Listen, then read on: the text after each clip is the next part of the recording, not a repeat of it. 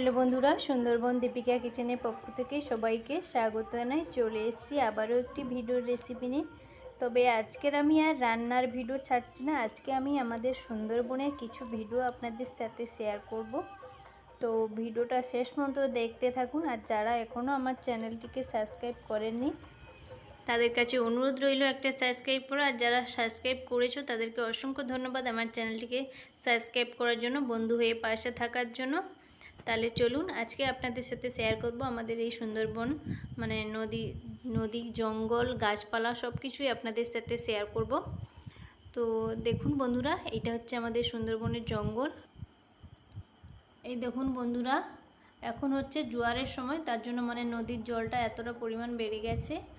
তো আর এখানে দেখুন এই যে নৌকো বাঁধা রয়েছে, এই নৌকো করে আমাদের এখানে মানুষ মানে নদীতে মাছ কাঁকড়া ধরতে যায়। আর দেখুন চারিদিকে শুধু সবুজ গাছপালা ভর্তি, দেখতে যে কতটা সুন্দর লাগছে আপনারা না এলে সুন্দরবনে বুঝতেই পারবেন না। আজকে যেই জায়গাটার ভিডিও আপনাদের সাথে শেয়ার করছি সেই জায়গাটায় মানে এতটা পরিমাণ গাছপালা মানে ঘন জঙ্গল রয়েছে। আর এই জায়গায় কিন্তু মানে যখন মানে প্রচুর পরিমাণ ঠান্ডা পড়ে, মানে শীত পড়ে, তখন কিন্তু এই জায়গায় প্রায় সময় বাঘ পেরিয়ে আসে। তো এখানে যেহেতু নদীর পাশে মানে গ্রামবাসীরা থাকে, বাস করে, তো তখন ওরা মানে দেখতে পেলে বোম টোম ফাটায়, তখন বাঘ আবার মানে জঙ্গলের ভেতর চলে যায়। আর না গেলে তখন মানে ফরেস্টারে খবর দেওয়া হয়, আর ফরেস্টার থেকে লোক এসে মানে ফরেস্টার মানে যারা জঙ্গল দেখাশোনা করে তাদেরকে খবর দেওয়া হয়, তারা এসে জাল টাল ঘিরে বাঘ ধরে নিয়ে চলে যায়, মানে বাঘের গায়ে যেন কোনো আঘাত না লাগে। দেখুন বন্ধুরা, দুই পারে এত গাছপালা ভর্তি, মানে দেখে আমার গায়ে যেন কাঁটা দিচ্ছে রাস্তা দিয়ে যাচ্ছি। আর আমার চ্যানেলে যে সমস্ত বন্ধুরা রয়েছো, কে কে বাঘ দেখেছো একটা কমেন্ট করে জানিও। বাঘ হয়তো অনেকে দেখেছে চিড়িয়াখানায় গিয়ে, কিন্তু আমাদের এই সুন্দরবনের বাঘ আর ওই চিড়িয়াখানার বাঘের মধ্যে রাত দিনের তফাৎ আলাদা।